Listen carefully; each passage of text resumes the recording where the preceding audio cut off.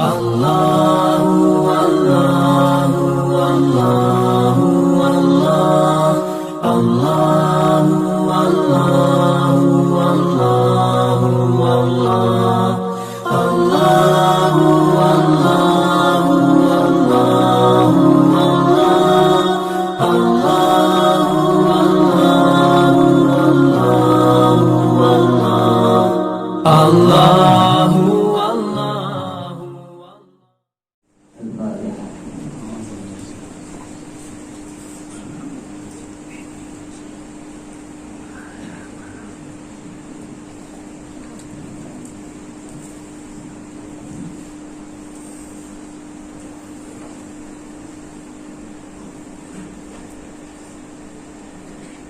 Bismillahirrahmanirrahim.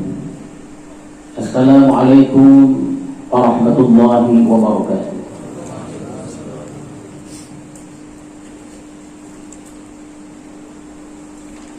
Alhamdulillahi rabbil alamin, wassalatu wassalamu ala asyrafil anbiya'i wal mursalin wa ala alihi wa sahbihi ajma'in, amma ba'd. Tuan-tuan para khalifah, hadirin hadirat, serta para tetamu sekalian yang dekat dan yang jauh, marilah kita bersyukur kepada Allah Subhanahu wa ta'ala yang telah melimpahkan rahmat dan karunia-Nya kepada kita semua, sehingga pada malam hari ini kita dapat melaksanakan salat maghrib berjemaah di madrasah ini. Salawat dan salam kita ucapkan dan kita sampaikan kepada Rasulullah sallallahu alaihi wasallam beserta keluarga, para sahabat dan para pengikut-pengikut beliau. Mudah-mudahan kita mendapat syafaat Rasulullah di hari kemudian nanti. Amin ya rabbal alamin.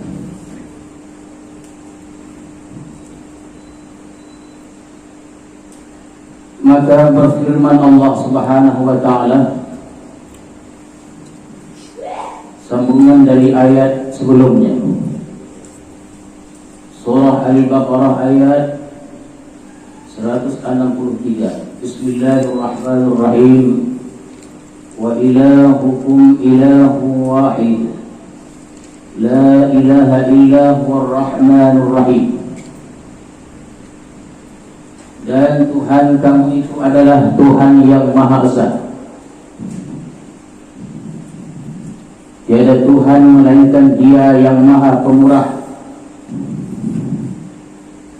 dan Penyayang. Jadi hadirin dan hadir sekalian, wa ilahukum ilahu wahid, dan Tuhan kamu itu adalah Tuhan yang Maha Esa. Tidak ada sekutu bagi Allah. Mustahil Tuhan itu berbilang. Sekiranya Tuhan itu berbilang, maka pecahlah kekuasaan. Dan mustahil juga bumi ini atau alam ini diciptakan oleh Tuhan yang berbilang. Tidak ada sekutu bagi Allah. Tidak beranak dan tidak diperanakkan. Itulah Allah. Tunggal, pengasih dan penyayang, maha mendengar, maha melihat dan maha kuasa atas segala sesuatu. La ilaha illahu, tiada Tuhan melainkan Dia. Ar-Rahman Ar-Rahim, yang maha pemurah lagi maha penyayang. Jadi hadirin sekalian, ayat ini sangatlah indah.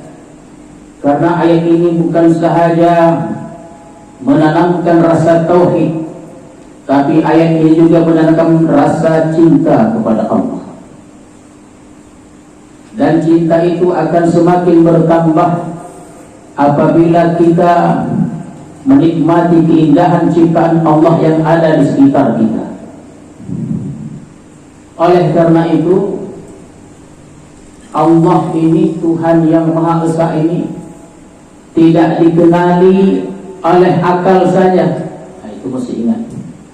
Allah tidak dikenali saja oleh akal, tetapi dia diresapi oleh batin dalam kehalusan dan keindahan. Itulah Allah. Jadi Allah itu indah. Innallah jamil yuhibbul jamal. Allah itu indah dan suka akan keindahan. Oleh karena itu, ayat yang datang setelah ini, setelah ayat yang saya bacakan tadi, menceritakan tentang keindahan alam ciptaan Allah. Maka berfirman Allah, Inna fi khalqis samawati wal ardh wa ikhtilafil laili wan nahar wal fulki allati tajri fil bahr bima yanfa'un nas wa ma anzala Allah minas samaa'i min ma'in fa ahya bil ardh ba'da mawtiha wa bazza fiha min kulli dabbah wa tasrifir riyah was sahabi musakhkhar baina as-samaa'i wal ardh la ayatin liqaumin ya'qilun. Sesungguhnya pada kejadian langit dan bumi kita akan menceritakan tentang keindahan-keindahan alam ciptaan Allah Subhanahu wa taala. Karena Allah itu indah dan suka akan keindahan. Tadi ada saya sebutkan bahwa Allah itu bukan saja dikenali oleh akal, tapi diresapi oleh batin dalam kehalusan dan keindahan. Maka firman Allah ini, Inna fi khalqis samawati wal ardh, sesungguhnya pada kejadian langit dan bumi. Jadi perhatian kita tertuju pada yang pertama, langit dan bumi. Apabila kita memandang ke atas, bahwa sesungguhnya langit itu berlapis-lapis, tapi mata kita yang kecil di dalam tubuh yang kecil ini tidak mampu melihat hal itu semuanya. Langit itu mengagumkan di waktu malam, menakjubkan di waktu siang. Itulah langit.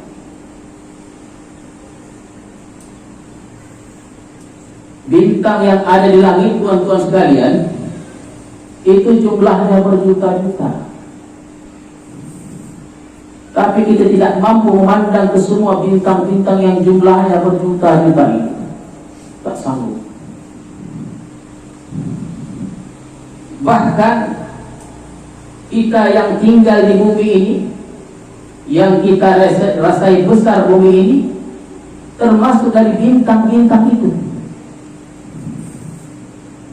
Termasuk dari bintang-bintang. Tapi kita mesti ingat, walaupun bumi tempat kita tinggal termasuk dari bintang-bintang itu, yang kita merasa kecil berjalan di bumi ini, tapi ingatlah bumi ini hanya seperti sebutir pasir di antara bintang-bintang itu. Bumi ini kecil.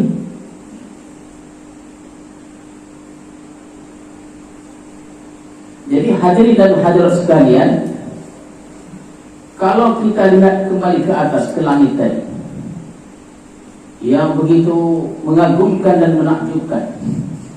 Jadi perkembangan ilmu pengetahuan akan mendekatkan manusia kepada Allah Subhanahu wa taala. Ada satu perkataan, Allah yatajalli fi asril ilmi. Allah itu semakin nampak, Allah semakin jelas pada ilmu, perkembangan ilmu pengetahuan. Dulu zaman Nabi Adam hingga zaman Nabi Muhammad sallallahu alaihi wasallam tidak secanggih sekarang ini. Sekarang ilmu pengetahuan semakin berkembang dan teknologi semakin canggih, sehingga manusia itu boleh mengenali Allah semakin dekat. Orang sudah sampai ke angkasa, menyelam beribu meter ke air, berdiam di angkasa dan lain-lainnya, sehingga dekat dengan Allah. Itu di antara makna Allah yatajalli fi asril ilmi. Allah semakin nampak, semakin jelas pada era atau perkembangan ilmu pengetahuan itu. Jadi kalau kita menengadah atau melihat ke atas, ada langit, sangat mengagumkan. Kalau kita menegur, melihat ke bawah, ke bumi yang Allah katakan kami hamparkan bumi itu. Bumi itu tidak bertepi. Kata Allah, al-ardu mustadirah, bumi itu bulat. Bumi itu bulat. Bumi itu besar katanya menurut kita. Tapi tadi saya katakan besarnya bumi ini hanya seperti sebutir pasir di antara bintang-bintang itu. Itulah bumi. Tapi perlu juga kita ingat hadirin sekalian bahwa walaupun bumi ini kecil di antara bintang-bintang yang kita lihat kecil itu, tetapi bumi ini mengandung rahasia yang sangat hebat. Selama akal kita masih berjalan, selama ada siang dan malam, selama itu pula bumi akan menunjukkan keajaiban-keajaibannya. Oleh karena itu banyak universitas beribu-ribu didirikan untuk mengkaji tentang perihal bumi ini. Karena di bawah bumi ini banyak terdapat harta-harta yang terpendam. Ada emas, ada perak, tembaga, batu bara, minyak dan lain-lain.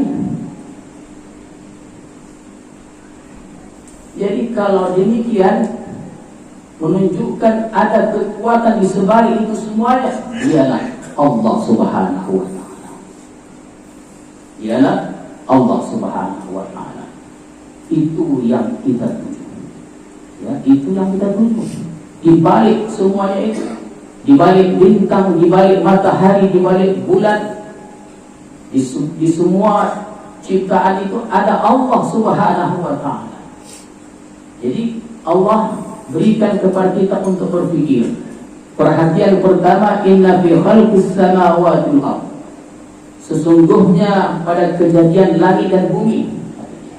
Langit dan bumi. Kata Allah, wa ikhtilafil lail wan nahar. Pergantian atau perubahan malam dan siang. Kita memang biasa dan mungkin terbiasa melihat perubahan-perubahan itu. Ada siang, ada malam, ada siang. Kalau kita berpikir, sekiranya Allah tidak jadikan siang, Allah jadikan malam terus-menerus, atau sebaliknya Allah jadikan malam atau siang, malam terus-menerus atau malam siang terus-menerus, maka tidak akan ada kehidupan di bumi ini. Sekarang ini, sekarang menunjukkan jam 7:10 ini. Dingin, di luar sana dingin. Nanti jam 8, jam 9 akan semakin dingin. Jam 10 sampai jam 12 semakin dingin.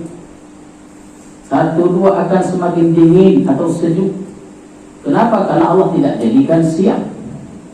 Kalau Allah jadikan malam terus, maka semua yang mengalir akan membeku. Darah pun membeku. Kalau darah sudah beku, tidak akan ada kehidupan. Atau Allah jadikan siang terus menerus, Allah tidak jadikan malam, Allah tidak pergilirkan siang saja. Jam 8 panasnya pagi itu lumayan. Jam 12 akan panas, semakin panas. Jam 5 sore akan semakin panas. Kenapa? Karena Allah tidak jadikan malam. Sekiranya demikian, dan semakin panas. Kalau tadi membeku, maka semua air di samudra, di laut, di sungai, di telaga, bahkan darah akan mendidih. Kalau darah sudah mendidih, tak akan ada kehidupan. Tadi membeku, sekarang mendidih, tidak ada kehidupan. Maka Allah rubah, pergilirkan antara al-lail wan nahar, malam dan siang. Dan kita mesti ingat hadirin sekalian, bumi ini dia mengelilingi matahari. Jadi kita tak terasa bahwa kita ini bergerak. Dan engkau menyangka, kata Allah, menyangka al-jibal itu jamidatan, engkau menyangka bahwa gunung ganang itu jamid, tetap. Kata Allah, wahya tamurru marsaha, padahal gunung itu berjalan seperti berjalannya awan, dan gunung itu ada di bumi. Jadi bumi ini berjalan mengelilingi matahari. Bila berjalan, terjadilah malam dan siang. Ada malam, ada siang. Bahkan ada musim. Ada musim. Kenapa ada musim? Karena terjadinya perubahan siang dan malam. Dari sini timbullah hisab atau hitungan.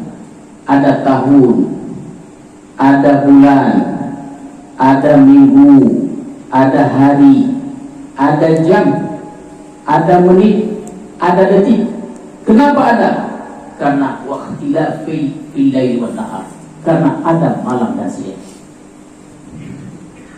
Bahkan hadirin dan hadirat sekalian, dari perubahan antara malam dan siang itu lahirlah satu ilmu, namanya ilmu sejarah. Bahkan sejarah itu tulis. Bahkan kita tahu tentang seluk-beluk alam ini dan hal ihwal manusia purba sebelum kita dari sejarah ini. Kenapa ada sejarah? Karena terjadi pergeseran perubahan antara malam dan siang. Ada sebelum Masehi, itu sudah Masehi. Kita tahu zaman Nabi Adam itu sudah sejarah hingga zaman Nabi Muhammad sallallahu alaihi wasallam.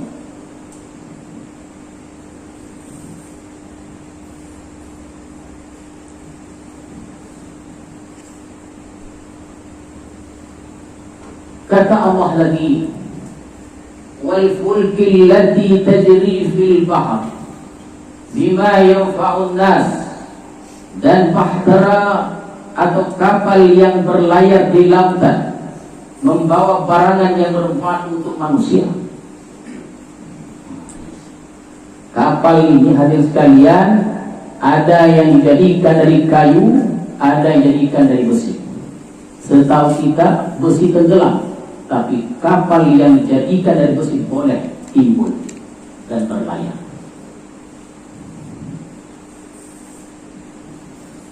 Dan kapal ini sudah ada di zaman purbakala. Di zaman Nabi Nuh alaihissalam sudah ada kapal. Dalam munculan inspirasi manusia untuk menciptakan kapal, berlayar ke hulu dan ke hilir. Walaupun sudah beribu kapal tenggelam di telan ombak, tapi hasrat manusia senantiasa ingin menciptakan kapal. Untuk apa? Interaksi dan asimilasi, berkenalan dengan orang-orang yang tinggal di benua bukan benua mereka. Tahu benua Afrika, Amerika dan lain-lainnya. Saya teringat kalau cerita kapal ini, teringatlah negara kita ini pernah dijajah oleh Belanda selama 350 tahun dengan 15 kapal saja. Kapal tongkang, kapal kayu, hanya dengan 15 kapal saja Belanda menjajah Indonesia 350 tahun. Dan banyak, 15 saja. Ulang alik bawa manusia. Dari Belanda bawa manusia untuk menjajah, dan Rusia bawa hasil-hasilnya untuk dibawa ke negeri mereka. 15 kapal.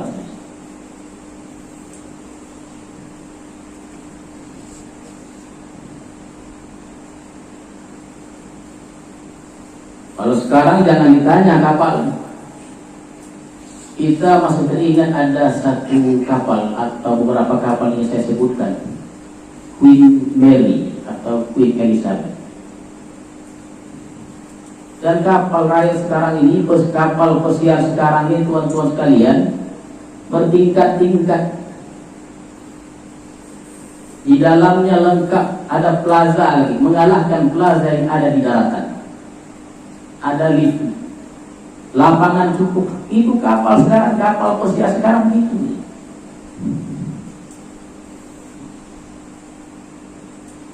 itulah di antara makna wal fulkil lati tajri fil bahr bima yanfa'un nas. Kemudian kata Allah menceritakan tentang alam ini, wa ma anzalallahu minas sama, dan apa yang diturunkan oleh Allah dari langit, min ma'i, daripada air. Fa ahya bihil ardh, maka dengannya kami hidupkan bumi ba'da mautiha, setelah mati. Jadi air itu turun, air hujan. Air hujan ini ada yang meresap ke bawah, jadilah telaga, sumur. Meresap lagi dia, jadilah anak-anak sungai yang mengairi sawah dan ladang. Dan air juga mengalir ke tempat yang lebih rendah lagi. Kemana? Itulah ke laut.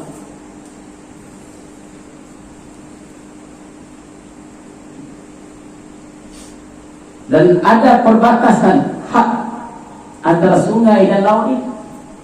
Itu kan ada kajian seorang ilmuwan dari Perancis. Beliau mengkaji bahwa di antara laut yang airnya asin dan sungai yang airnya tawar tidak dapat bersatu. Dikaji muara. Manusia heran, kenapa sungai dan laut bersatu, yang satu tawar, yang satu asin. Beliau kaji dengan dana yang cukup besar. Sekian lama beliau mengkaji, maka hasilnya dapat dicapai. Ternyata di antara air laut yang asin itu dan sungai yang tawar itu terdapat beribu-ribu pintu di bawahnya. Sungai itu lebih tinggi sedikit dari laut. Jadi di antara sungai dan laut itu, di bawahnya terdapat beribu-ribu pintu, yang mana tidak sembarangan air sungai masuk ke laut, dan air laut tidak sembarangan masuk ke sungai itu. Bagi umat Islam itu bukan satu keheranan. Kenapa? Karena Allah sudah berfirman dalam surah Al-Furqan, dan Allah turunkan pada 1400 tahun yang lalu, yang kata Allah, marajal bahraini hadza adun furat wa hadza bilhum ujaj wa ja'ala bainahuma barzakhan wa hijran mahjura. Kami sudah alirkan dua lautan, yang satu asin, yang satu furat, tawar. Wa ja'ala bainahuma, dan kami jadikan di bawah dinding, dan dinding itu tidak dapat dilihat oleh mata kita ini. Dia dengan alat khusus, dan alat itu mahal harganya. Wa ja'ala bainahuma barzakhan wa hijran mahjura. Ada dinding yang pintunya jumlahnya beribu-ribu pintu. Air sungai itu masuk tidak semuanya. Makanya lain ikan laut dan lain rasanya ikan sungai. Tidak ada dinding. Tapi kalau kita naik sampan, berhenti di antara laut dan sungai itu, ambil di sebelah kanan ujaz masih, dan ambil air di sebelah kiri furatun, yang rasanya tawar. Hebat Maha Kuasa Allah Subhanahu wa ta'ala.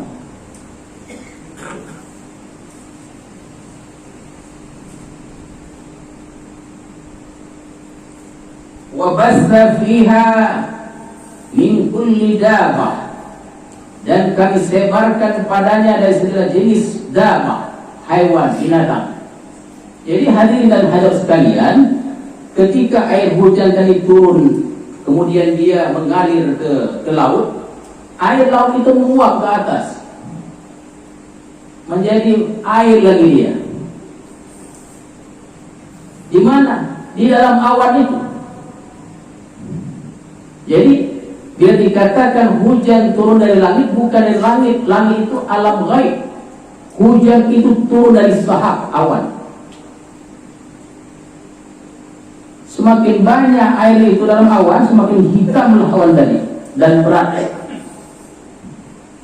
Sehingga kata Allah Al-Quran itu, awan itu diterbangkan oleh angin atas kehendak Allah. Kemana hendak dijatuhkan hujan tadi? Jadi bila hujan tadi turun, muncullah kehidupan. Kalau ada air baru hidup. Makhluk hidup itu termasuk manusia. Kalau kita tak ada air, tak hidup kita. Makanya orang lebih memilih air dari makanan. Kalau kita puasa, tubuh kotor yang kita pilih di muka kita itu bukan makanan, air. 3 gelas.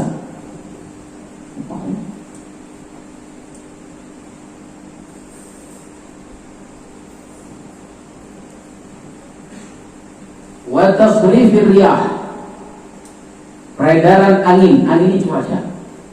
Maka dari ayat ini muncullah ilmu tentang ramalan cuaca.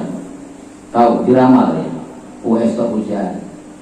Makanya hadir sekalian, kita ini jangan terlalu percaya kali pada ramalan ahli politik, ramalan ahli ekonomi, ramalan ahli cuaca. Yang kita percaya adalah Allah Subhanahu. Untuk ukuran boleh 100 orang berkumpul para ahli ramalan cuaca ini, dikatakan bahwa besok hujan, ternyata panas. Jadi yang kita percaya adalah Allah Subhanahu wa ta'ala. Jadi tempat bergantung kita kembali kepada ayat tadi, wa ilahukum ilahu wahid. Tempat bergantung kita adalah Allah Subhanahu wa ta'ala. Kemudian kata Allah, was-sahabil mustakhar, awan yang diperintah bainas samai wal ardi, antara langit dan bumi.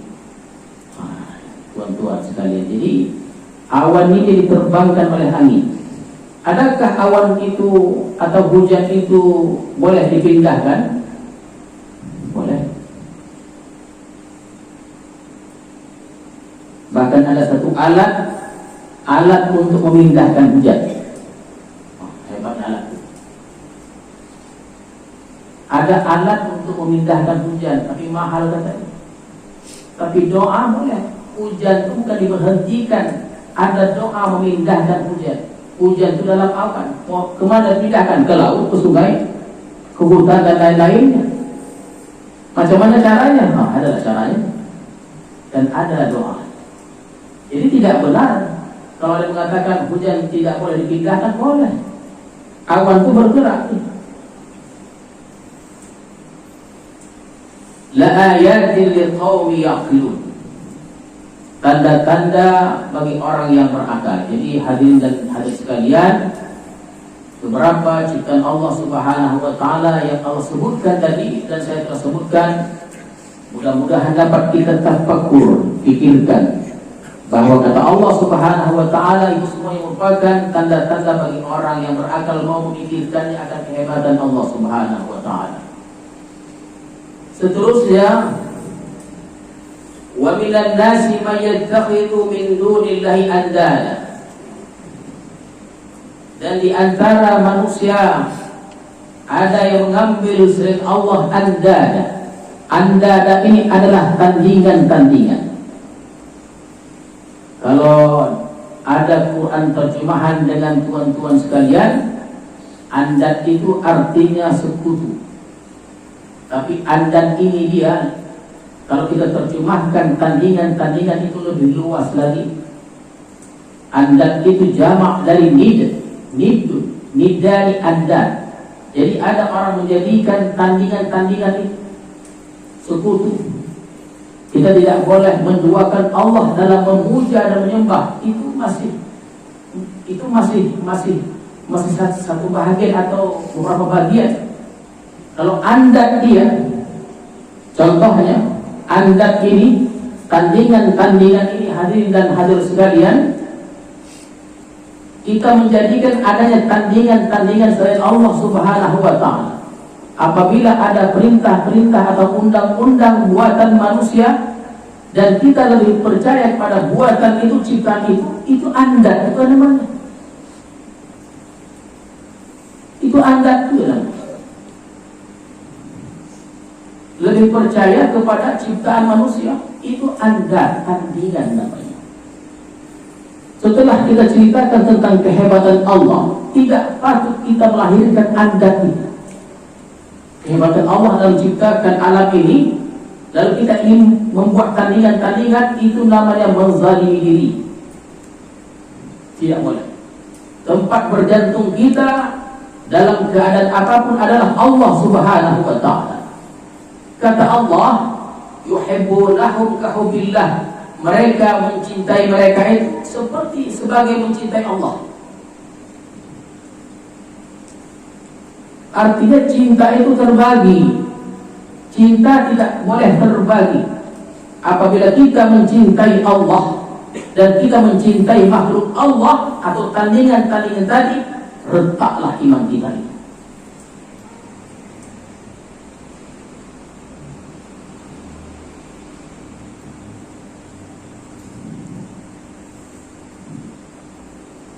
Walladzina amanu asyaddu hubban lillah, dan orang-orang beriman itu lebih mencintai Allah. Jadi orang beriman itu lebih mencintai Allah. Contoh, kita mencintai tanah air. Contohnya, kita mencintai tanah air. Kenapa kita mencintai tanah air? Karena tanah air itu pemberian Allah. Jadi cintanya sebenarnya kepada Allah. Kita mencintai istri, kita mencintai anak, kita mencintai cucu kita. Kenapa? Karena itu amanah Allah, yang artinya kita mencintai Allah. Kita mencintai harta, harta itu juga amanah Allah, pemberian Allah. Itulah antara makna walladzina amanu asyaddu hubban lillah. Dan cinta itu tidak boleh terbagi. Kalau terbagi, retak iman. Makanya dalam kaifiat 10 itu yang pernah saya sebutkan, ilahi anta maksudi wa ridhaka matlubi. Tujuan kita di dunia ini tak lain dan tak bukan, yang kita tuju dan yang kita minta semata-mata Allah Subhanahu wa ta'ala.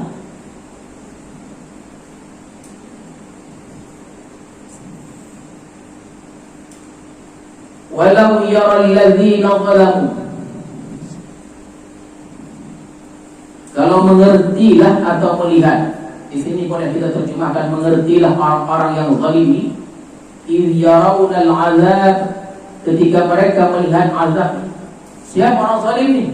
Orang yang menjadikan tandingan-tandingan tadi. Bila mereka melihat azab itu, tahulah mereka bahwa annal quwwata lillahi jami'an, sesungguhnya kekuatan itu hanya bagi Allah, tidak ada kekuatan lagi. Jadi tempat pengaduan kita itu adalah Allah. Kalau kita berkeluh kesah, Allah. Kalau kita suntuk, dalam bahasa kita, mengadu Allah. Bangun tengah malam, mengadu pada Allah. Aku suntuk, ubeknya apa? Nonton sentral. Yakinlah kita ketika kita melihat TV, kita gelisah, ya, kita gelisah. Lalu kita menengok TV, bukan akan menerangkan, sebenarnya semakin menyengsarakan. Jadi kalau kita susah hati, kita suntuk, tempat mengadunya Allah Subhanahu wa ta'ala. Dan waktu yang paling elok itu di waktu malam. Insya Allah, Allah akan berikan jalan yang tidak disangka-sangka, tidak diduga. Jadi annal quwwata lillahi jami'a, sesungguhnya kekuatan itu bagi Allah. Wa anna Allah syadidul azab, dan sesungguhnya azab Allah itu sangatlah pedih. Hadirin sekalian,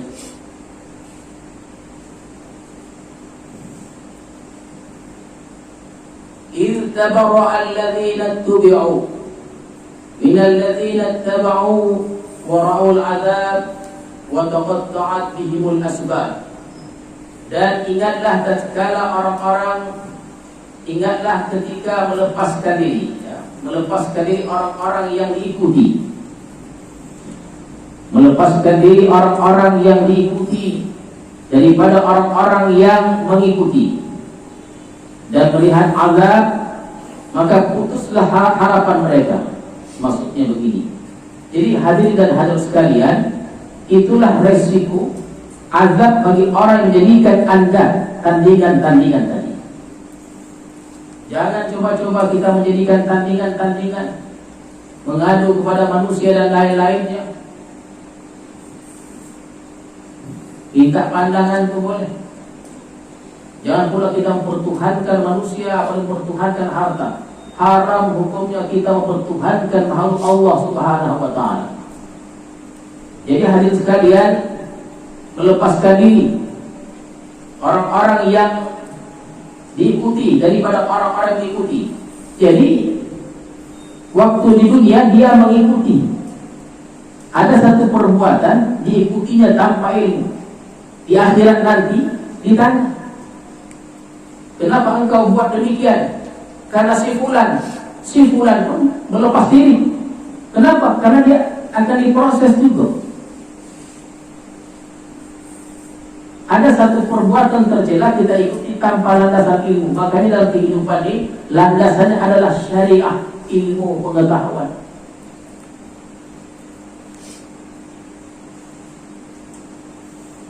Jadi hadirin dan hadirat sekalian, mereka minta pertolongan kepada orang-orang yang mereka ikuti, dan orang-orang yang mereka ikuti itu melepas diri, tidak mau bertanggung jawab. Kenapa? Karena mereka diproses oleh Allah Subhanahu wa ta'ala. Setelah mereka sadar bahwa mereka melepas diri, dan ketika mereka melihat azab, wa taqatta'at bihimul asbab, putuslah harapan mereka. Kenapa putus? Tidak ada harapan untuk selamat. Kalau sudah di mahkamah Allah ini hadirin sekalian, kalau kita dijadi hukuman yang merugikan pada kita, rugi kita. Memang karena kita merugi, orang yang merugi. Wa taqatta'at bihimul asbab, putus harapan. Tak ada harapan untuk keluar lagi.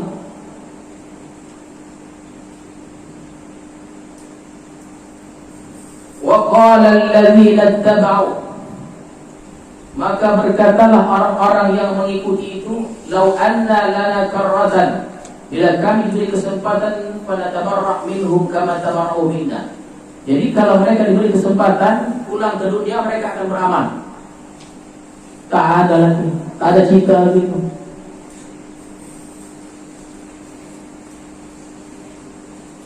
Kadzalika yurihimullah a'malahum hasaratin 'alaihi. Allah perlihatkan amal-amal mereka itu dengan keluh kesah. Mereka berkeluh kesah. Kenapa mereka berkeluh kesah? Karena atas perbuatan mereka sendiri. Dan Allah katakan, wa ma hum bikharijina minan nar, dan mereka tidak akan dapat keluar dari neraka itu. Itulah dia hadirin dan hadirat sekalian. Mudah-mudahan segala amal kita diterima oleh Allah Subhanahu wa ta'ala, diberi kesehatan, kekuatan, sehingga kita dapat meningkatkan amal ibadah dan Allah ridha kepada kita semuanya. A'udzubillahi minasyaitonir rajim. Bismillahirrahmanirrahim. Allahumma zidna ilma warzuqna fahma walhiqna bis-shalihin. Allahumma ij'al jam'ana hadza jam'an marhuma wa tafarruqana min ba'di tafarruqan ma'suma. Wa sallallahu ala sayyidina Muhammadin wa ala alihi wa sahbihi ajma'in. Subhana rabbika rabbil izzati amma yasifun wa salamun alal mursalin walhamdulillahi rabbil alamin. Assalamualaikum warahmatullahi wabarakatuh.